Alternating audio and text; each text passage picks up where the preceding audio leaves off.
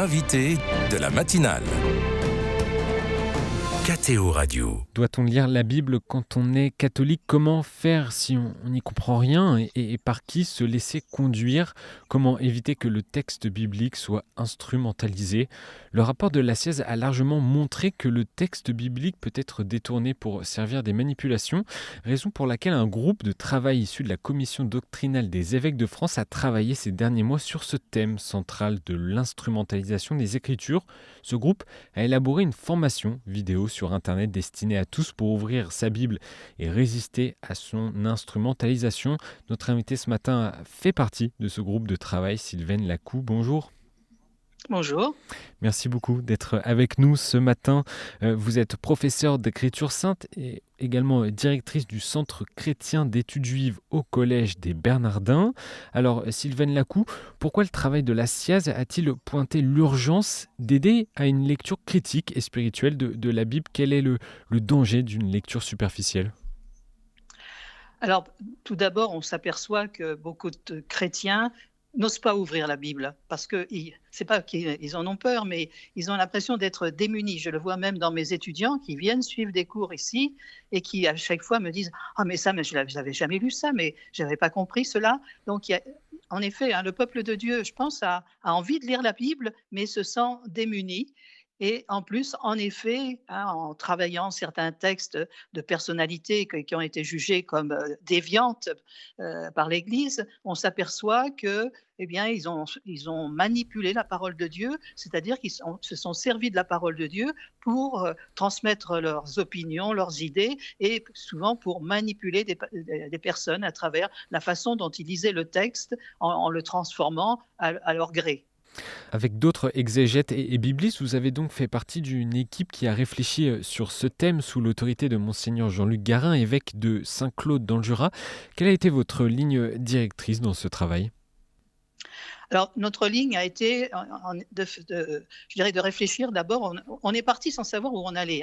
On a travaillé pendant 3 ans et donc on est arrivé à cette idée qu'il fallait qu'on fasse un MOOC, une présentation, parce que justement pour aider les chrétiens à lire la parole de Dieu. C'est pour cela qu'une bonne partie des vidéos que nous présentons sont des vidéos, je dirais presque pédagogiques, didactiques, comment lire la parole de Dieu, comment aborder un texte. Et puis après, les dernières vidéos vont être sur justement donner des exemples de manipulation pour avertir les gens que, en effet, dans des livres ou des personnes apparemment ayant autorité peuvent avoir, je dirais, une mauvaise influence sur eux parce qu'ils manipulent la parole de Dieu. Donc vous avez fait le constat qu'il y avait un besoin de pédagogie ? Ah oui. Je vous dis, les chrétiens ont envie de lire la parole de Dieu, mais ils se sentent souvent démunis. Et c'est vrai que les textes sont complexes, ça faut l'avouer. Moi-même qui suis exégète, j'ai travaillé particulièrement sur le Lévitique, et c'est un texte qui est très complexe. Donc, moi, je dis aux personnes, commencez par lire ce que l'Église vous donne à lire. Tous les jours, il y a 2 textes au moins qui sont donnés par l'Église pour l'Eucharistie. C'est des textes qui sont des textes abordables, c'est des textes qui peuvent aider quand même à une méditation sans rencontrer trop de difficultés. Et est-ce que toute la Bible peut être détournée, ou est-ce que c'est certains textes qui sont plus sensibles que d'autres aux mauvaises interprétations ? Alors, toute la Bible ne peut pas être détournée, mais c'est vrai que, par exemple, pour le nommer, je pense à Jean Vanier, qui a beaucoup travaillé sur Saint Jean. On voit très bien que dans le travail de Jean Vanier, au début, il citait ses références bibliques, à la fin, il ne les cite plus. Il les prend et il les transforme, il change les mots. Et en effet, il développe le côté affectif, sensible, je dirais même sensuel du texte. Donc, on voit bien que ce n'est pas tous les textes qui vont être pris, mais c'est vrai qu'un texte biblique doit être interprété. C'est ça, c'est une des notions les plus importantes. On le voit, Jésus, sur la route d'Emmaüs, il interprète les Écritures aux 2 disciples pour leur montrer qu'on parlait déjà de lui. Et si on n'interprète pas le texte, on arrive à ce qu'on appelle le fondamentalisme. On lit le texte tel qu'il est. Et j'aime beaucoup une expression qui se trouve dans un document romain.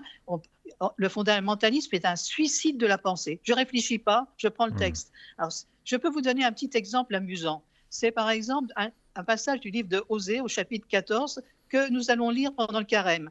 Le prophète dit au peuple d'Israël, reviens vers le Seigneur ton Dieu, et Israël dit, ah bah oui, nous n'allons plus nous appuyer sur Assur. Alors on comprend, on ne s'appuie plus sur le roi. Et ensuite il dit, nous ne monterons plus à cheval. Alors je suis fondamentaliste, je me dis, il ne faut plus monter à cheval. Or, qu'est-ce que vient dire le texte ? Le contexte du texte nous vient nous dire plutôt, Israël s'appuie trop sur l'Égypte, s'appuie trop sur l'Égypte qui est capable de lui fournir des chevaux pour la guerre, mais en s'appuyant sur l'Égypte, Israël, je dirais, vend son âme d'une certaine façon, parce que le compromis avec des peuples étrangers, pour Israël, c'est toujours source d'idolâtrie, etc. Mais ce texte, vous allez l'entendre dans la liturgie pendant le carême. Qu'est-ce que vous allez pouvoir comprendre à travers « nous ne monterons plus sur des chevaux ». Eh bien, vous allez comprendre que peut-être vous appuyez sur des choses qui sont vaines, que vous n'en avez pas besoin. Et c'est ça, interpréter le texte. Qu'est-ce qu'il dit, je dirais, dans l'histoire où il a été composé, et qu'est-ce qu'il vient me dire à moi aujourd'hui ? Vous parliez de Jean Vanier, Sylvaine Lacou, Jean Vanier, fondateur de la communauté de l'Arche. On parle ici du risque de certaines pratiques charismatiques de lecture biblique qui conduisent à sortir un verset biblique de son contexte, notamment. C'est une réalité encore aujourd'hui ? Alors, c'est ce qu'on appelle la bibliomancie, et c'est un sujet qui est très travaillé en ce moment, parce que je viens de voir un article qui va sans doute bientôt être publié. C'est en effet, c'est une pratique qui est dans le renouveau charismatique. C'est-à-dire qu'on demande au Seigneur de parler, et pour cela, on ouvre la parole de Dieu au hasard, comme on dit. Ça fait très magique, et on lit un texte. Mais je pense que faut d'abord savoir que la Bible n'est pas un livre de recettes. Ça ne va pas répondre à toutes mes questions.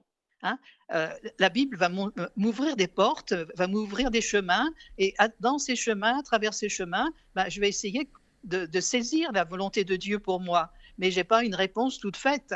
Alors ça donne des choses terribles. Moi, j'ai vu ça, par exemple, deux jeunes qui ouvrent la Bible et qui tombent, ils ne formeront plus qu'une seule chair, ils se sont mariés, 3 mois après ils s'étaient divorcés. Donc ça, c'est un risque, je dirais, un peu magique de la parole, qui fait aussi qu'au fond, la personne, elle croit que tout va lui être donné, et elle s'engage peu là-dedans. Elle croit que ça y est, il suffit d'ouvrir la parole pour avoir des lumières, pour avoir un chemin. Non, il faut au contraire la ruminer, cette parole, l'habiter, cette parole, pour qu'elle vienne nous féconder et nous ouvrir des chemins. Le Sylvaine Lacou, le carême qui a débuté il y a une semaine, est un temps qui permet aux catholiques, aux chrétiens d'approfondir son rapport à Dieu en lisant les Écritures. Pourquoi s'y plonger ou pourquoi s'y replonger ? Je pense que l'Écriture est source de vie. Et le Concile Vatican II a dit que l'Écriture est âme de la théologie.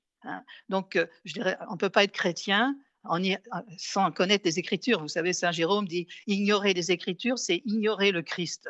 Tout est dit. Et quand on regarde les 3 piliers, du carême, c'est la prière. La prière, elle a besoin de l'Écriture pour se nourrir, pour connaître davantage le Christ, découvrir son visage, etc., découvrir l'œuvre de salut de Dieu à travers l'histoire. Le jeûne, Jésus nous montre le chemin avec les tentations au désert. C'est par la parole qu'il va, je dirais, combattre Satan pendant ce temps de jeûne qu'il fait dans le désert. Et puis l'aumône, c'est la parole qui vient raviver en nous la charité. Donc on voit que les 3 piliers habituels du carême ont besoin de la parole pour pouvoir, envahir le cœur du croyant. On ne va pas refaire le contenu proposé par le parcours Ouvrir la Bible. Néanmoins, quelles sont les clés principales de lecture pour apprendre à lire et interpréter la Bible correctement ? Alors, c'est difficile à dire comme cela. Je pense que, excusez-moi, mais bon, je suis professeur au Bernardin, je pense que prendre de temps en temps un cours d'initiation à l'écriture, pour un chrétien, c'est très bon.